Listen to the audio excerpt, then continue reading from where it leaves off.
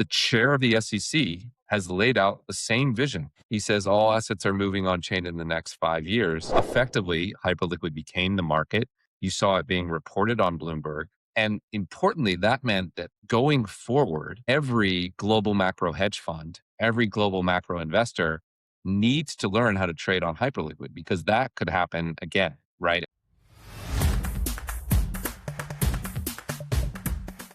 All right. Well, Matt, thanks for coming on. Really appreciate it. Thanks for having me. I'm excited to be here. It's been a little while since we last talked. I think the audience is probably pretty familiar with what you guys are doing at Bitwise, but I'd love to hear a quick bit about your personal background, getting into crypto, and then, what you've been doing at Bitwise and how you've been kind of driving Bitwise, especially over the last, say, 2 years when things have really accelerated for, regulated crypto products. Yeah, absolutely. I've been at Bitwise for 8 years. Bitwise is a global crypto asset manager. We manage about $15 billion across US ETFs, European ETFs, SMAs, vaults, staking, the whole 9 yards. I joined Bitwise from the ETF industry. So I spent a decade plus in ETFs. I was the CEO of ETF.com, wrote the CFA Institute's guide to ETFs. A lot of people went from ETFs to crypto because while everyone loves ETFs today because they're cheaper, faster, more tax efficient, et cetera, in the early days, people hated them.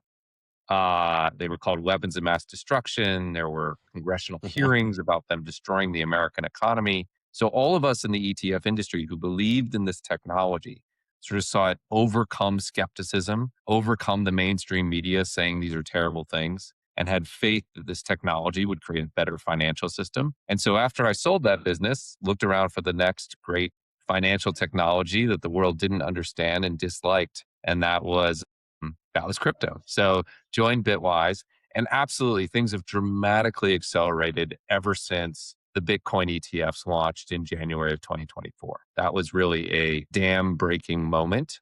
And we've seen both enormous growth in customers and the types of customers, right? All the way up to sovereign wealth funds. It used to be mostly tech focused individuals. And then, of course, enormous growth in products, right? We've gone from just Bitcoin to a wide variety of assets. We've gone from plain beta exposure to active SMA strategies. It's really become a mature asset class and become an important part of what every investor invests in. And I think that's just going to continue in the next, maybe even accelerate in the next year or so. Yeah, very exciting.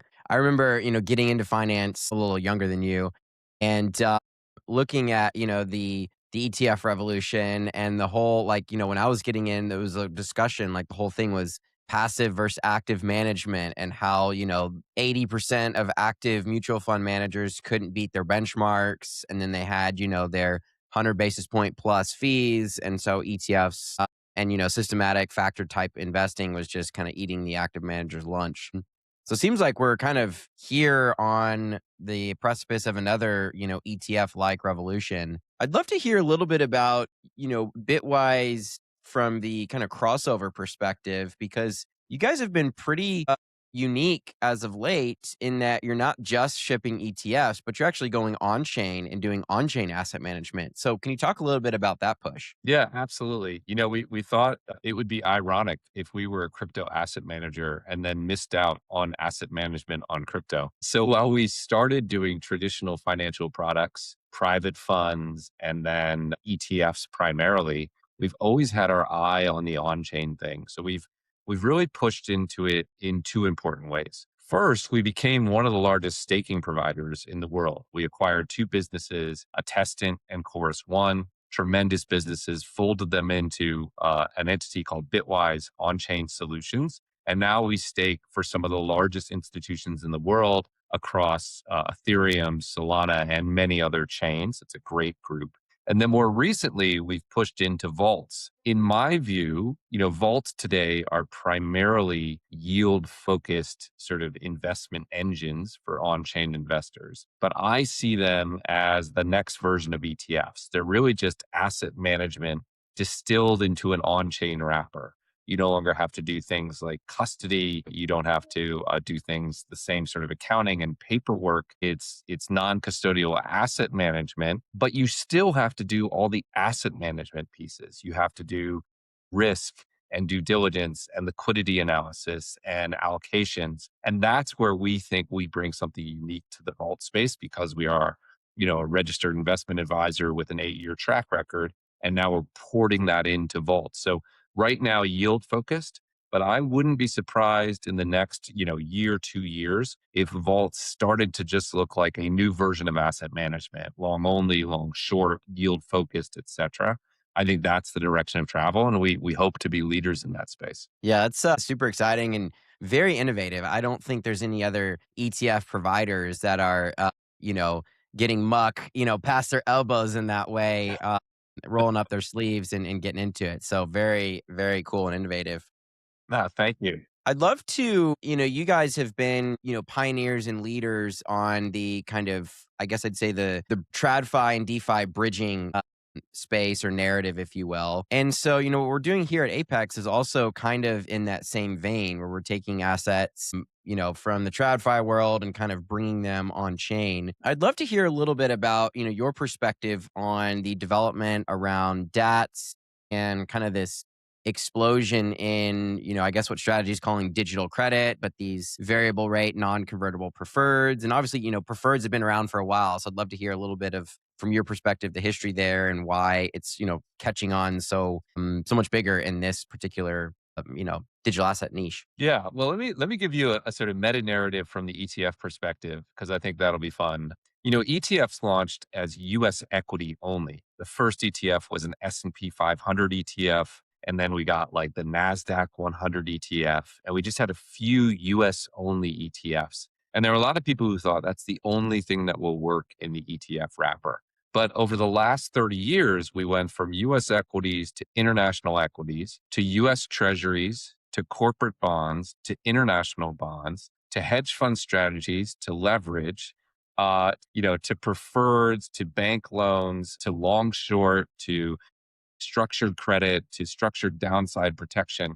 Now you can get basically anything in an ETF wrapper. And I think you're going to see the same thing in crypto. So to speak to what you're talking about, if you think about the first couple of things that became available to investors out of the crypto stack, sort of the on-chain stack, we had beta exposure to Bitcoin, and then we had DATs, which were offering sort of leveraged exposure to Bitcoin. And then we got stable coins, which were sort of dollar-based exposure, and maybe some short-term yielding treasury funds, BlackRock's BITL, et cetera. But our view is we're going to sweep the stack. And so the interesting thing you're seeing out of a strategy is that they're starting to expand in that direction, right, in the DAT space. So first they did converts, and those were hugely successful. Then they did traditional preferred equity. Preferred equity is like somewhere between bonds and traditional equity on the capital stack, but tend to pay a high income. And then they did perpetual preferred, which was a real innovation through Streak. And now we're seeing that taken on chain, as you mentioned, and providing that exposure in an on chain wrapper. I don't think that's the end of it for what it's worth. I think there's probably slivers of credit with different levels of risk. You're starting to see some junior senior differentiation. I suspect we'll eventually get beyond credit. So I know that's not exactly what you asked, but I find it interesting that the same thing that happened in ETFs where we buttonholed them in just equities and then they expanded to everything. We're seeing in crypto where we buttonholed it in just dollars and then it was treasuries and now it's preferred and converts, et cetera. We're going to get the whole sweep. So I love what you're saying. I think it's really important. Look, there are incredible things that you can do on chain if you get high yields because it's so easy to use. And the ability to move these instruments on chain is important. And then from strategy's perspective, the innovation of developing something like Streak, which provides that high yield that a lot of investors are looking for, is also very attractive. So I just think it's phenomenally fun and interesting to see it all come together. From your perspective, the powerful thing about DeFi is the composability, the Lego building blocks of it. How would you say that compares to kind of the ETF revolution and maybe contrasts and is like an advantage over what happened with ETFs? It's a huge advantage. It's a huge advantage because with ETFs, you didn't have the ability for people to build on something that someone else did, right? So if you had an S&P 500 ETF, you couldn't then take that really and create different versions of it. You couldn't apply it into different areas. You couldn't loop, you couldn't borrow against it. I think one way to think about DeFi is it's sort of takes what's possible for the wealthiest investors and makes it easy for traditional investors, which is a really beautiful thing. That was true of ETFs too, right? The idea of getting basket exposure was something you could do if you were a pension fund. But if you were an individual, you were stuck with these high expense active funds. I think the same thing is true in here. Look, if you're a very wealthy client of a large brokerage, you can borrow against your assets. You can loop them into strategies. You can do all these things. But if you're a traditional retail investor, you don't have the ability to do that. Now, there's risk that comes with that sort of composability and that sort of utility, right? You can overlever yourself. You cannot understand it. There can be breakages between different parts. But ultimately, it's a democratizing force, right? That gives people access to these capabilities. And I do think you're going to see it accelerate much faster because new entrepreneurs can build on the existing stack. And we see that all the time. And you see real growth and real excitement. Now, one of the things that I think is interesting on the DeFi side is it seems like kind of speed running a lot of the last, 100 years of finance innovation. But and there've been a few examples of like true innovation, but I think a lot of it is basically copying what exists in the, existing world to the new world. At what point do you, kind of expect there to be some true innovation on the DeFi side where it's like a new primitive that has never been done before? Or is that maybe not possible to finance? Like, nothing new under the sun. Definitely new things under the sun. I mean, as you mentioned, we've seen a little bit of it with things like flash loans, which were not possible outside of the DeFi structure, right? Loans that are borrowed and repaid within a single block is not an idea that exists in traditional finance. I have every confidence that it will happen. Maybe you've seen others. Perps were Oh, yeah. imagined by Robert Shiller, the Nobel Prize winning economist, but they weren't operationalized until the crypto era. And now I think there's a fair chance that that sweeps the market. But I don't think we're at the end of this. The analogy I would make is like to the internet. In the early days of the internet, what a newspaper would do is they would take a printed newspaper and put it on the homepage. And then once a day, it would update to the next day's newspaper. And of course, that was the obvious thing to do. I think that's a little bit what we're seeing in DeFi. Like take the existing primitives, borrowing, lending, trading, and then make them manifest on a DeFi network with the advantage of being 24/7 and global. But no one imagined even things like comments on articles, right, was like a novel idea, or updating the page more than once a day was a novel idea, or personalizing the page for your individual use was a novel idea, or games were a novel idea. Those all came over like 20 years. So first you do the obvious thing, then the technology gets good enough. And it's important to note blockchain technology just got good enough to be interesting in the last 2 years. We don't talk enough about that, but it was pretty bad like 3 or 4 years ago, right? Transaction costs would spike all the time. Solana would break, right? Like you're not going to get really interesting experimental infra until the core technology works. You didn't in the internet until we had wide broadband, right? You just didn't get much that was of interest. So look, I think it'll happen. You've already seen a couple flash loans, perps. I suspect there are 20 more. If I knew what they were, I would start $1 billion app. So I can't tell you what they are, but I have every confidence that we'll discover them. Fantastic. The other interesting narrative going back to kind of the whole crossover thing is, I think for a lot of people, crypto prices maybe underperformed expectations this cycle. You didn't really have the blow off top. Bitcoin didn't reach, 200, and then the alts never really caught up. And it seems like a lot of the activity has moved into metals. It's moved into, the semis right now, the AI stocks, energy stocks, whatever. But one of the interesting developments is obviously those assets trade, 8 hours a day, 5 days a week, sometimes 4 days a week. And so I think there was a very interesting moment, at least for me, when the war kicked off in Iran. The crude markets were closed, the futures markets, WTI was closed. And so the only place to trade it at the time was Hyperliquid. And so there was like a window, it was on a Saturday or something, where like the whole world was glued to the Hyperliquid price. So can you talk a little bit about, what you guys are seeing from the, asset tokenization, the RWA side, where you're seeing assets, whether that's on the futures side or the spot side, being moved on chain? Yeah, absolutely. That was an incredibly important moment because it happened like, on Friday night into Saturday. As you mentioned, everything was closed. Actually, the only markets that are open at that time globally are Middle Eastern equity markets, which of course were closed as well because there were bombs flying. So, effectively, Hyperliquid became the market.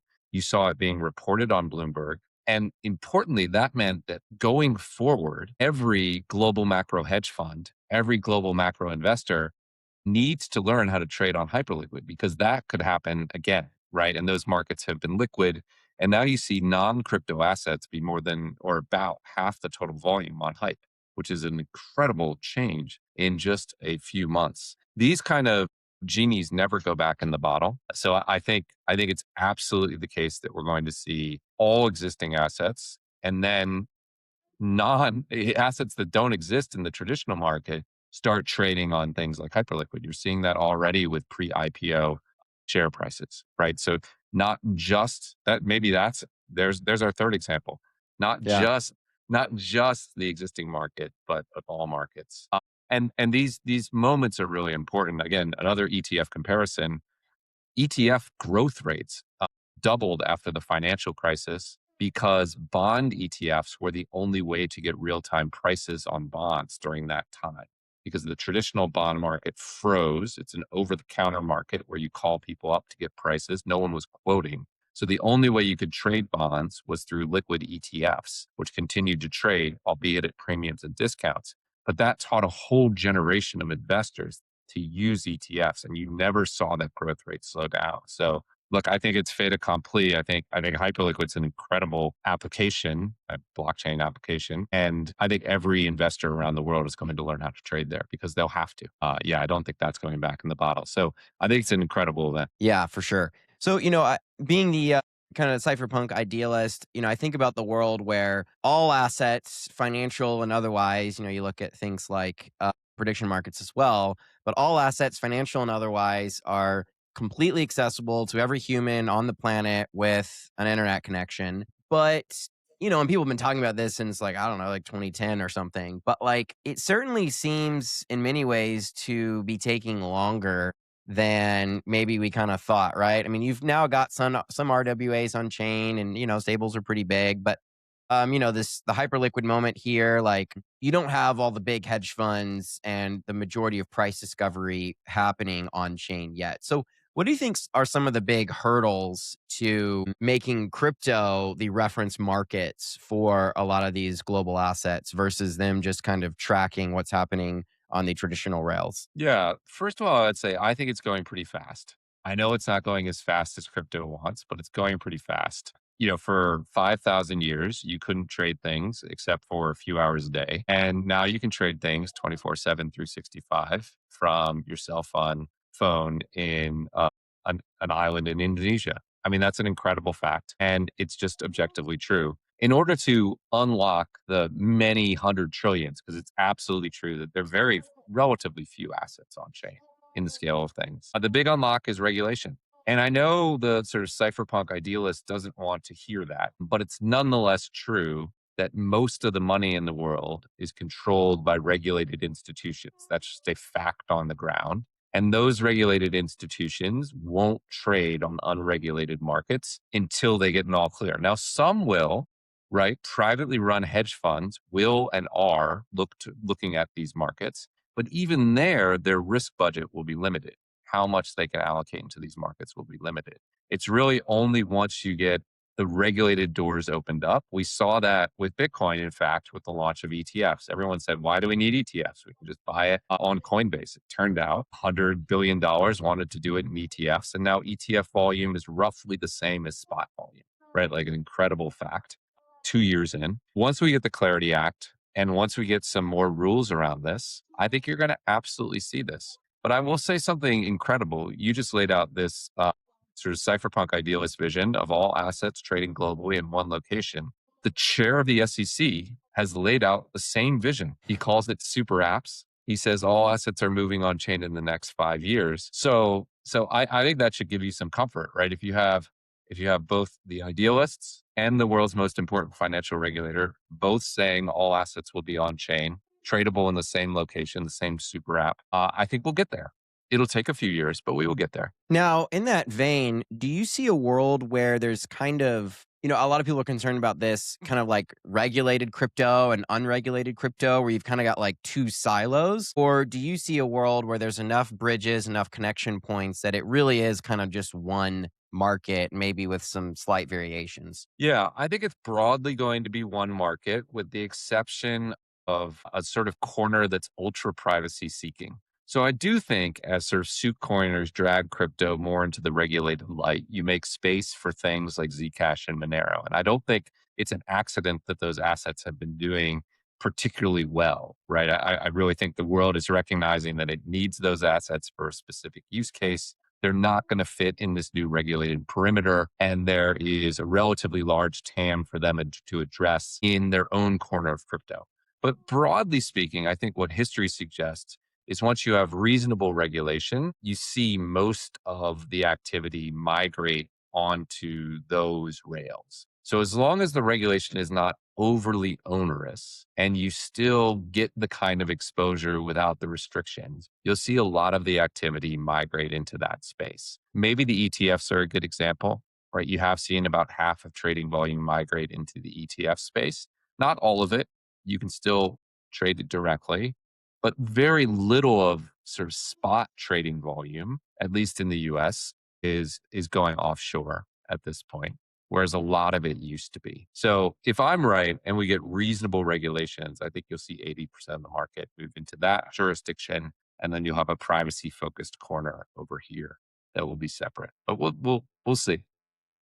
Yeah, I think the cool thing is like because of all the connectivity and the bridging effectively used in a very broad term there, you can always go the other way. So if the regulations become onerous, if somebody tries to come in and make things draconian, it's like capital can leave. Like it's very hard to institute capital controls going forward, which I think is just, incredible. It's so important, right? That is the fundamental thing. You need to preserve the ability to exit the system and make it relatively easy to do so, even as you allow this more regulated path to expand the market. So, to tie that to our ETFs, I would love it to be true. And in the future, I hope it will become true that an individual can exit a Bitcoin ETF and get Bitcoin into their wallet, right? That's like what you want. So they may want the safety and security and ease of having it in an ETF wrapper. But boy, would it be nice that if they had to, they could exit it into personal safe self custody, right? That's the ideal. And I think that's what crypto should push towards, incredibly neutral underlying rails and the ability to enter or exit this more regulated system as you see fit. I think that's the ideal version. And hopefully that's the system we end up building. Cool. Well, I'm very excited for this future, and I appreciate the perspective that we are going fast. It's a good point. It's been 5,000 years that things were traded, during daylight hours. So we'll go ahead and wrap up here. Matt, thank you so much for coming on, giving your perspective. Super helpful and insightful as always. And we'll chat again. All right. Thanks for having me. This was fun.